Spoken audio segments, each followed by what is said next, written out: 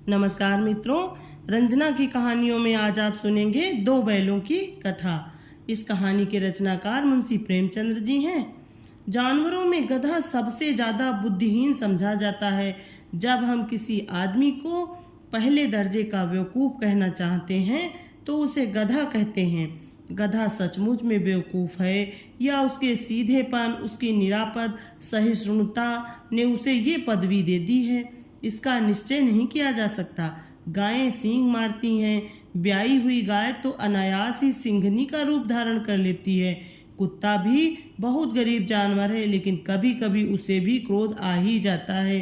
किंतु गधे को कभी क्रोध करते नहीं सुना, न देखा। जितना चाहे गरीब को मारो, चाहे जैसी खराब सड़ी हुई घास सामने डाल दो, उसके चेहरे पर कभी असंतोष की छाया भी नहीं दिखाई देगी। बैसाख में चाहे एक आध बार कुलेल कर लेता हो, पर हमने तो उसे कभी खुश होते नहीं देखा। उसके चेहरे पर एक विषाद स्थायी रूप से छाया रहता है।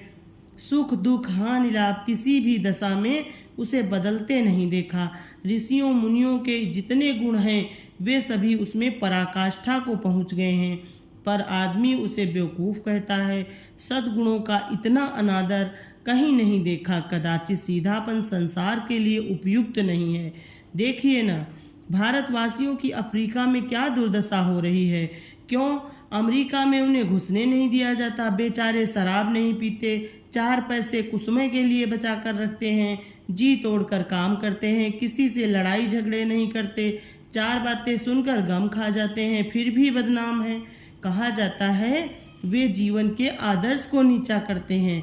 अगर वे ईंट का जवाब पत्थर से देना सीख जाते तो शायद सभ्य कहलाने लगते। जापान की मिसाल सामने है। एक ही विजय ने उसे संसार की सभ्य जातियों में गण्य बना दिया है। लेकिन गधे का एक छोटा भाई और भी है जो उससे कम ही गधा है, और वह है बैल। जिस अर्थ में हम गधे का प्रयोग करते हैं, कुछ उसी से मिलते जुलते अर्थ में बछिया के ताऊ का भी प्रयोग करते हैं। कुछ लोग बैल को शायद बेवकूफ़ी में सर्वश्रेष्ठ कहेंगे, मगर हमारा विचार ऐसा नहीं है। बैल कभी कभी मारता भी है, कभी कभी अड़ियल बैल भी देखने में आता है, और भी कई रीतियों से अपना असंतोष प्रकट कर देता है। अतएव उसका स्थान गधे से नीचा है। झूरी काछी के दोनों बैलों के नाम थे हीरा और मोती। दोनों पछाई जात के थे, देखने में सुंदर, काम में चौकस, डील में ऊंचे। बहुत दिनों साथ रहते रहते दोनों में भाईचारा हो गया। दोनों आमने सामने या आसपास बैठे हुए एक दूसरे से मूक भाषा में विचार विनिमय किया करते थे। एक दूसरे के मन की बात को कैसे समझा जाता है हम कह नहीं सकते। अवश्य ही उनमें कोई ऐसी गुप्त शक्ति थी जिससे जीवों में श्रेष्ठता का दावा करने वाला मनुष्य वंचित है। दोनों एक दूसरे को चाट कर सूंघ कर अपना प्रेम प्रकट करते। कभी कभी दोनों सींग भी मिला लिया करते। विग्रह के नाते से नहीं, केवल विनोद के भाव से, आत्मीयता के भाव से। जैसे दोनों में घनिष्ठता होते ही धौल धप्पा होने लगता है। इसके बिना दोस्ती कुछ फुसफुसी, कुछ हल्की सी रहती है, जिस पर ज़्यादा विश्वास नहीं किया जा सकता। जिस वक्त ये दोनों बैल हल या गाड़ी में जोत दिए जाते और गर्दन हिला हिला कर चलते, उस वक्त हर एक की यही चेष्टा होती थी कि ज़्यादा से ज़्यादा बोझ मेरी गर्दन पर रहे। दिन भर के बाद दोपहर या संध्या में दोनों खुलते तो एक दूसरे को चाट चूट कर अपनी थकान मिटा लिया करते। नाद में खली भूसा पड़ जाने के बाद दोनों साथ उठते, साथ नाद में मुंह डालते और साथ ही बैठते थे। एक मुंह हटा लेता तो दूसरा भी हटा लेता था। संयोग की बात है कि झूरी ने एक बार गोई को ससुराल भेज दिया। बैलों को क्या मालूम वे क्यों भेजे जा रहे हैं। समझे मालिक ने हमें बेच दिया है। अपना यूं बेचा जाना उन्हें अच्छा लगा या बुरा कौन जाने, पर झूरी के साले गया को घर तक गोई ले जाने में दांतों पसीना आ गया। पीछे से हाँकता तो दोनों बाएं भागते, पगहिया पकड़कर आगे खींचता तो दोनों पीछे की ओर जोर लगाते, मारता तो दोनों सींग नीचे करके हुंकारते। अगर ईश्वर ने उन्हें वाणी दी होती तो झूरी से पूछते, तुम हम गरीबों को क्यों निकाल रहे हो? हमने तो तुम्हारी सेवा करने में कोई कसर नहीं उठा रखी। अगर इतनी मेहनत से काम न चलता था तो और काम ले लेते। हमें तो तुम्हारी चाकरी में मर जाना कबूल था। हमने कभी दाने चारे की शिकायत नहीं की। तुमने जो कुछ खिलाया वह सिर झुकाकर खा लिया। फिर तुमने हमें इस जालिम के हाथ क्यों बेच दिया? संध्या समय दोनों बैल अपने नए स्थान पर पहुँचे। दिन भर के भूखे थे, लेकिन जब नाद में लगाए गए तो एक ने भी उसमें मुंह नहीं डाला। दिल भारी हो रहा था। जिसे उन्होंने अपना घर समझ रखा था वह आज उनसे छूट गया। ये नया घर, नया गांव, नए आदमी उन्हें बेगाने से लगते थे। दोनों ने अपनी मूक भाषा में सलाह की, एक दूसरे को कनखियों से देखा और लेट गए। जब गांव में सोता पड़ गया तो दोनों ने जोर मारकर पगहिया तुड़ा डाले और घर की तरफ चले। पगहे बहुत मजबूत थे, अनुमान न हो सकता था कि कोई बैल उन्हें तोड़ सकेगा, पर इन दोनों ने इस समय दूनी शक्ति आ गई थी। एक एक झटके में रस्सियां टूट गईं। झूरी प्रातःकाल सोकर उठा तो देखा कि दोनों बैल चरनी पर खड़े हैं। दोनों की गर्दनों में आधा आधा गराव लटक रहा है। घुटने तक पांव कीचड़ से भरे हैं और दोनों की आंखों में विद्रोहमय स्नेह झलक रहा है। झूरी बैलों को देखकर स्नेह से गदगद हो गया, दौड़कर उन्हें गले लगा लिया। प्रेमालिंगन और चुंबन का ये दृश्य बड़ा ही मनोहर था। घर और गांव के लड़के जमा हो गए और तालियां बजा बजा कर उनका स्वागत करने लगे। गांव के इतिहास में ये घटना अभूतपूर्व न होने पर भी महत्वपूर्ण थी। बाल सभा ने निश्चय किया, दोनों पशुवीरों का अभिनंदन पत्र देना चाहिए। कोई अपने घर से रोटियां लाया, कोई गुड़, कोई चोकर, कोई भूसी। एक बालक ने कहा, ऐसे बैल किसी के पास न होंगे। दूसरे ने समर्थन किया, इतनी दूर से दोनों अकेले चले आए। तीसरा बोला, बैल नहीं हैं, वे उस जन्म के आदमी हैं। इसका प्रतिवाद करने का किसी को साहस नहीं हुआ। झूरी की स्त्री ने बैलों को द्वार पर देखा तो जल बोली, कैसे नमक हराम बैल हैं कि एक दिन वहां काम न किया, भाग खड़े हुए। झूरी अपने बैलों पर यह आक्षेप न सुन सका। नमक हराम क्यों है? चारा दाना न दिया होगा तो क्या करते? स्त्री ने रौब से कहा, बस तुम ही तो बैलों को खिलाना जानते हो, और तो सभी पानी पिला पिला कर रखते हैं। झूरी ने चिढ़ाया, चारा मिलता तो क्यों भाग? स्त्री चिढ़ी, भागे इसलिए कि वे लोग तुम जैसे बुद्धुओं की तरह बैलों को सहलाते नहीं, खिलाते हैं तो रगड़ कर जोतते भी हैं। ये दोनों ठहरे कामचोर, भाग निकले। अब देखूं कहाँ से खली और चोकर मिलता है। सूखे भूसे के सिवा कुछ न दूंगी, खाएं चाहे मरे। वही हुआ। मजूर की बड़ी ताकीद की गई कि बैलों को खाली सूखा भूसा दिया जाए। बैलों ने नाद में मुंह डाला तो फीका फीका, न कोई चिकनाहट न कोई रस। क्या खाए? आशा भरी आंखों से द्वार की ओर ताकने लगे। झूरी ने मजूर से कहा, थोड़ी सी खली क्यों नहीं डाल देता बे? मालकिन मुझे मार ही डालेंगी। चुराकर डाला ना दादा, पीछे से तुम भी उन्हीं की सी कहोगे। दूसरे दिन झूरी का साला फिर आया और बैलों को ले चला। अब की उसने दोनों को गाड़ी में जोता।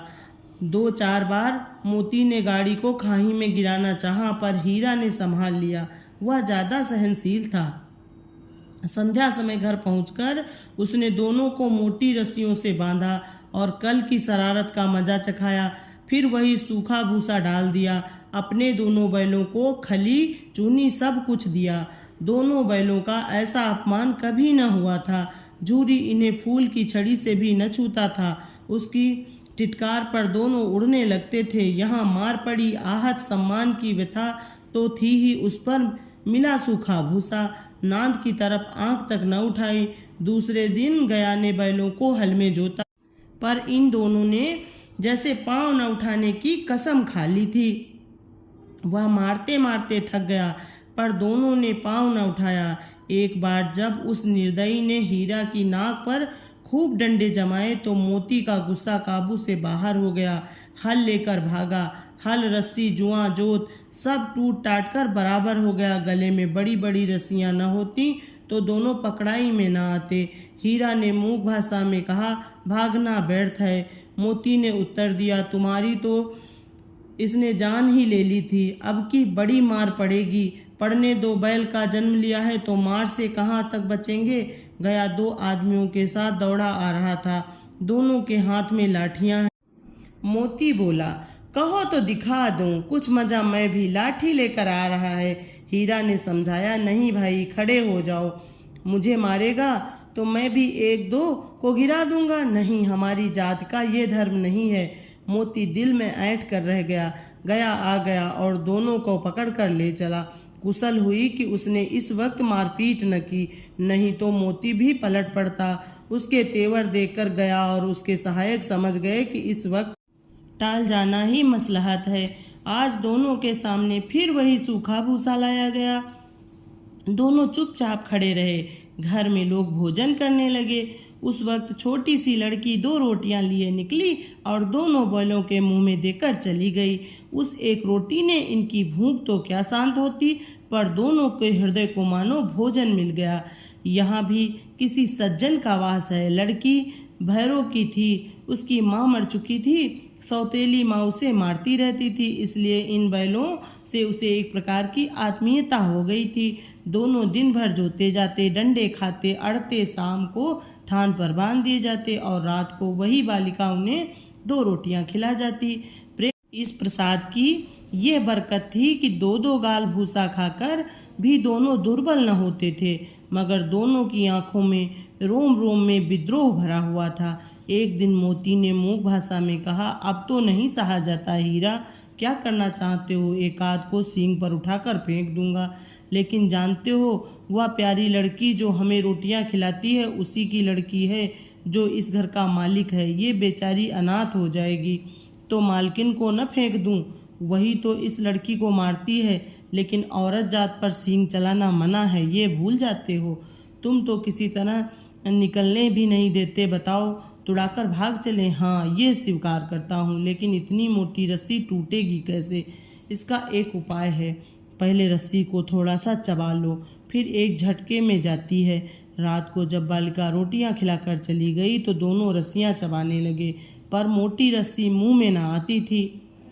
बेचारे बार बार जोर लगाकर रह जाते थे। सहसा घर का द्वार खुला और वह लड़की निकली। दोनों सिर झुकाकर उसका हाथ चाटने लगी। दोनों की पूंछ खड़ी हो गई। उसने उनके माथे सहलाए और बोली, खोल देती हूँ, चुपके से भाग जाओ, नहीं तो ये लोग मार डालेंगे। आज घर में सलाह हो रही है कि इनकी नाकों में नाथ डाल दी जाए। उसने गराव खोल दिया, पर दोनों चुपके खड़े रहे। मोती ने अपनी भाषा में पूछा, अब चलते क्यों नहीं? हीरा ने कहा, चले तो, लेकिन कल इस अनाथ पर आफत आ जाएगी, सब इसी पर संदेह करेंगे। सहसा बालिका चिल्लाई, दोनों फूफा वाले बैल भागे जा रहे हैं।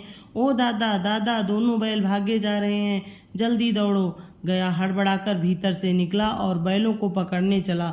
वे दोनों भागे। गया ने पीछा किया और भी तेज हुए। गया ने शोर मचाया, फिर गांव के कुछ आदमियों को भी साथ लेने के लिए लौटा। दोनों मित्रों को भागने का मौका मिल गया, सीधे दौड़ते चले गए। यहाँ तक कि मार्ग का ज्ञान न रहा। जिस परिचित मार्ग से आए थे उसका यहाँ पता तक न था। नए नए गांव मिलने लगे। तब दोनों एक खेत के किनारे खड़े होकर सोचने लगे, अब क्या करना चाहिए। हीरा ने कहा, मालूम होता है राह भूल गए। तुम भी बेतहासा भागे, वहीं उसे मार गिराना था। उसे मार गिराते तो दुनिया क्या कहती। वह अपने धर्म छोड़ दे, लेकिन हम अपना धर्म क्यों छोड़े। दोनों भूख से व्याकुल हो रहे थे। खेत में मटर खड़ी थी, चरने लगे। रह रह कर आहट लेते रहे थे, कोई आता तो नहीं है। जब पेट भर गया, दोनों ने आज़ादी का अनुभव किया तो मस्त होकर उछलने कूदने लगे। पहले दोनों ने डकार ली, फिर सींग मिलाए और एक दूसरे को ठेलने लगे। मोती ने हीरा को कई कदम पीछे हटा दिया, यहाँ तक कि वह खाई में गिर गया। तब उसे भी क्रोध आ गया, संभल कर उठा और मोती से भिड़ गया। मोती ने देखा खेत में झगड़ा हुआ चाहता है तो किनारे हट गया। अरे ये क्या, कोई सांड डौकता हुआ चला आ रहा है। हाँ, सांड ही है। वह सामने आ पहुंचा। दोनों मित्र बगले झांक रहे थे। सांड पूरा हाथी था। उससे भिड़ना जान से हाथ धोना है, लेकिन न भिड़ने पर भी जान बचती नहीं नजर आती। इन्हीं की तरफ आ भी रहा है। कितनी भयंकर सूरत है। मोती ने मूक भाषा में कहा, बुरे फंसे, जान बचेगी, कोई उपाय सोच। हीरा ने चिंतित स्वर में कहा, अपने घमंड में फूला हुआ है, आरजू बिनती न सुनेगा। भाग क्यों न चले, भागना कायरता है तो फिर यहीं मरो। बंदा तो 9 2 11 होता है, और जो दौड़ाए तो फिर कोई उपाय सोचो जल्दी। उपाय यही है कि उस पर दोनों जने एक साथ चोट करें। मैं आगे से गरे दूंगा, तुम पीछे से गरे देना। दोपहर दोहरी मार पड़ेगी तो भाग खड़ा होगा। मेरी ओर झपटे, तुम बगल से उसके पेट में सींग घुसेड़ देना। जान जोखिम है पर दूसरा उपाय नहीं है। दोनों मित्र जान हथेली पर लेकर लपके। सांड को भी संगठित शत्रुओं से लड़ने का तजुर्बा न था। वह तो एक शत्रु से मल्ल युद्ध करने का आदी था। ज्यों ही हीरा पर झपटा, मोती ने पीछे से दौड़ाया। सांड उसकी तरफ मुड़ा तो हीरा ने रगेदा। सांड चाहता था कि एक एक करके दोनों को गिरा दे, पर वे दोनों तो उस्ताद थे, उसे वह अवसर न देते थे। एक बार सांड झल्लाकर हीरा का अंत कर देने के लिए चला कि मोती ने बगल से आकर उसके पेट में सींग भोंक दिया। सांड क्रोध में आकर पीछे फिरा तो हीरा ने दूसरे पहलू में सींग चुभो दिया। आखिर बेचारा जख्मी होकर भागा और दोनों मित्रों ने दूर तक उसका पीछा किया, यहाँ तक कि सांड बेदम होकर गिर पड़ा। तब दोनों ने उसे छोड़ दिया। दोनों मित्र जीत के नशे में झूमते हुए चले जाते थे। मोती ने सांकेतिक भाषा में कहा, मेरा जी चाहता है कि बच्चा को मार ही डाल। हीरा ने तिरस्कार किया, गिरे हुए बैरी पर सींग न चलाना चाहिए, ये सब ढोंग है। बैरी को ऐसा मारना चाहिए कि फिर न उठे। अब घर कैसे पहुंचोगे ये सोचो, पहले कुछ खा लें फिर सोचो। सामने मटर का खेत था ही, मोती उसमें घुस गया। हीरा मना करता रहा पर उसने एक न सुनी। अभी 2 ही 4 ग्रास खाए थे कि 2 आदमी लाठियां लिए दौड़ पड़े और दोनों मित्रों को घेर लिया। हीरा तो मेड़ पर था, निकल गया। मोती सींचे हुए खेत में था, उसके खुर कीचड़ में धंसने लगे, न भाग सका, पकड़ लिया गया। हीरा ने देखा संगी संकट में है तो लौट पड़ा, फंसेंगे तो दोनों फंसेंगे। रखवाले ने उसे भी पकड़ लिया। प्रातःकाल दोनों मित्र काजी हाउस में बंद कर दिए गए। दोनों मित्रों को जीवन में पहली बार ऐसा साबिका पड़ा था कि सारा दिन बीत गया और खाने को एक तिनका भी न मिला। समझ ही में न आता था यह कैसा स्वामी है, इससे तो गया फिर भी अच्छा था। यहाँ कई भैंसें थीं, कई बकरियां, कई घोड़े, कई गधे, पर किसी के सामने चारा न था। सब जमीन पर मुर्दे की तरह पड़े थे। कई तो इतने कमजोर हो गए थे कि खड़े भी न हो सकते थे। सारा दिन दोनों मित्र फाटक की ओर टकटकी लगाए ताकते रहे, पर कोई चारा लेकर आता दिखाई न दिया। तब दोनों ने दीवार की नमकीन मिट्टी चाटनी शुरू की, पर इससे क्या तृप्ति होती। रात को भी जब कुछ भोजन न मिला तो हीरा के दिल में विद्रोह की ज्वाला दहक उठी। मोती से बोला, अब नहीं रहा जाता मोती ने सिर लटकाए हुए जवाब दिया, मुझे तो मालूम होता है कि प्राण निकल रहे हैं। इतनी जल्द हिम्मत न हारो भाई, यहाँ से भागने का कोई उपाय निकालना चाहिए। आओ दीवार तोड़ डालें। मुझसे तो अब कुछ नहीं होगा। बस इसी बूते पर अकड़ते थे, सारी अकड़ निकल गई। बाड़े की दीवार कच्ची थी, हीरा मजबूत तो था ही। अपने नुकीले सींग दीवार में गड़ा दिए और जोर मारा तो मिट्टी का एक चिप्पड़ निकल आया। फिर तो उसका साहस बढ़ा। इतने में दौड़ दौड़ कर दीवार पर चोट की और हर चोट में थोड़ी थोड़ी मिट्टी गिराने लगा। उसी समय काजी हौज का चौकीदार लालटेन लेकर जानवरों की हाजिरी लेने आ निकला। हीरा का उडंडपन देखकर उसे कई डंडे रसीद किए और मोटी सी रस्सी से बांध दिया। मोती ने पड़े पड़े कहा, आखिर मार खाई, क्या मिला? अपने बूते भर जोर तो मार दिया, ऐसा जोर मारना किस काम का कि और बंधन में पड़ गए। जोर तो मारता ही जाऊंगा, चाहे कितने भी बंधन पड़ते जाएं। जान से हाथ धोना पड़ेगा, कुछ परवाह नहीं, यूं भी तो मरना ही है। सोचो, दीवार खुद जाती तो कितनी जानें बच जाती। इतने भाई यहाँ बंद हैं, किसी की देह में जान नहीं है। 2-4 दिन यही हाल रहा तो सब मर जाएंगे। हाँ, ये बात तो है। अच्छा तो ला, फिर मैं भी जोर लगाता हूँ। मोती ने भी दीवार में उसी जगह सींग मारा। थोड़ी सी मिट्टी गिरी और फिर हिम्मत बढ़ी। फिर तो वह दीवार में सींग मारकर इस तरह जोर करने लगा मानो किसी प्रतिद्वंदी से लड़ रहा है। आखिर कोई 2 घंटे की जोर आजमाइश के बाद दीवार ऊपर से लगभग 1 हाथ गिर गई। उसने दूनी शक्ति से दूसरा धक्का मारा तो आधी दीवार गिर पड़ी। दीवार का गिरना था कि अधमरे से पड़े हुए सभी जानवर चेत उठे। तीनों घोड़ियां सरपट भाग निकली, फिर बकरियां निकली, इसके बाद भैंसें भी खिसक गईं, पर गधे अभी तक ज्यों के त्यों खड़े थे। हीरा ने पूछा, तुम दोनों क्यों नहीं भाग जाते? एक गधे ने कहा, जो कहीं फिर पकड़ लिए जाएं तो क्या हरज, अभी तो भागने का अवसर है, हमें तो डर लगता है, हम यहीं पड़े रहेंगे। आधी रात से ऊपर जा चुकी थी। दोनों गधे अभी तक खड़े सोच रहे थे कि भागें या न भागें, और मोती अपने मित्र की रस्सी तोड़ने में लगा हुआ था। जब वह हार गया तो हीरा ने कहा, तुम जाओ, मुझे यहीं पड़ा रहने दो, शायद कहीं भेंट हो जाए। मोती ने आंखों में आंसू लाकर कहा, तुम मुझे इतना स्वार्थी समझते हो हीरा? हम और तुम इतने दिनों एक साथ रहे, आज तुम विपत्ति में पड़ गए तो मैं तुम्हें छोड़कर अलग हो जाऊं? हीरा ने कहा, बहुत मार पड़ेगी, लोग समझ जाएंगे ये तुम्हारी शरारत है। मोती ने गर्व से बोला, जिस अपराध के लिए तुम्हारे गले में बंधन पड़ा उसके लिए अगर मुझे मार पड़े तो क्या चिंता। इतना तो हो ही गया कि 9-10 प्राणियों की जान बच गई, वे सब तो आशीर्वाद देंगे। ये कहते हुए मोती ने दोनों गधों को सींगों से मार मार कर बाड़े से बाहर निकाला और तब अपने बंधु के पास आकर सो गया। भोर होते ही मुंशी और चौकीदार तथा अन्य कर्मचारियों में कैसी खलबली मची, इसके लिखने की जरूरत नहीं, बस इतना ही काफ़ी है कि मोती की खूब मरम्मत हुई और उसे भी मोटी रस्सी में बांध दिया गया। 1 सप्ताह तक दोनों मित्र वहां बंधे पड़े रहे। किसी ने चारे का एक तृण भी न डाला। हाँ, एक बार पानी दिखा दिया जाता था, यही उनका आधार था। दोनों इतने दुर्बल हो गए थे कि उठा तक नहीं जाता। ठठरियाँ निकल आई थीं। एक दिन बाड़े के सामने डुग्गी बजने लगी और दोपहर होते होते वहाँ 50-60 आदमी जमा हो गए। तब दोनों मित्र निकाले गए और उनकी देखभाल होने लगी। लोग आकर उनकी सूरत देखते और मन फीका करके चले जाते। ऐसे मृतक बैलों का कौन खरीदार होता। सहसा एक दढ़ियल आदमी जिसकी आंखें लाल लाल थीं और मुद्रा अत्यंत कठोर आया और दोनों मित्रों के कूलों में उंगली गोदकर मुंशी जी से बातें करने लगा। उसका चेहरा देखकर अंतर्ज्ञान से दोनों ही मित्रों के दिल कांप उठे। वह कौन है और उन्हें क्यों टटोल रहा है, इस विषय में उन्हें कोई संदेह न हुआ। दोनों ने एक दूसरे को भीत नेत्रों से देखा और सिर झुका लिया। हीरा ने कहा, गया के घर से नाहक भागे, अब तो जान न बचेगी। मोती ने अश्रद्धा के भाव से उत्तर दिया, कहते हैं भगवान सबके ऊपर दया करते हैं, उन्हें हमारे ऊपर दया क्यों नहीं आती।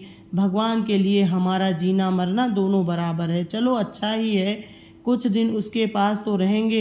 एक बार भगवान ने उस लड़की के रूप में हमें बचाया था, क्या अब न बचाएंगे? ये आदमी छुरी चलाएगा, देख लेना। तो क्या चिंता है, मांस खाल सींग हड्डी सब किसी के काम आ जाएंगे। नीलाम हो जाने के बाद दोनों मित्र उस दढ़ियल के साथ चले। दोनों की बोटी बोटी कांप रही थी। बेचारे पांव तक न उठा सकते थे, पर भय के मारे गिरते पड़ते भागे जाते थे, क्योंकि वह जरा भी चाल धीमी हो जाने पर डंडा जमा देता। राह में गाय बैलों का एक रेवड़ हरे भरे हार में चरता नजर आया। सभी जानवर प्रसन्न थे। चिकने चपल कोई उछलता था, कोई आनंद से बैठा पागुर करता है। कितना सुखी जीवन था इनका, पर कितने स्वार्थी हैं सब। किसी को चिंता नहीं कि उनके 2 भाई बधिक के हाथ कैसे पड़े दुखी हैं। सहसा दोनों को ऐसा मालूम हुआ कि परिचित रहा है। हाँ, इसी रास्ते से गया उन्हें ले गया था। वही खेत, वही बाग, वही गांव मिलने लगे। प्रतिक्षण उनकी चाल तेज होने लगी। सारी थकान, सारी दुर्बलता गायब हो गई। आह, ये तो अपना ही हार आ गया। इसी कुएं पर हम पुर चलाने आया करते थे, यही कुआं है। मोती ने कहा, हमारा घर नगीच आ गया है। हीरा बोला, भगवान की दया है, मैं तो अब घर भागता हूँ। ये जाने देगा, इसे मैं मार गिराता हूँ। नहीं नहीं, दौड़कर थान पर चलो, वहाँ से आगे हम न जाएंगे। दोनों उन्मत्त होकर बछड़ों की भांति कुलेले करते हुए घर की ओर दौड़े। वह हमारा थान है। दोनों दौड़कर अपने थान पर आए और खड़े हो गए। दड़ियल भी पीछे पीछे दौड़ा चला आ रहा था। झूरी द्वार पर बैठा धूप खा रहा था।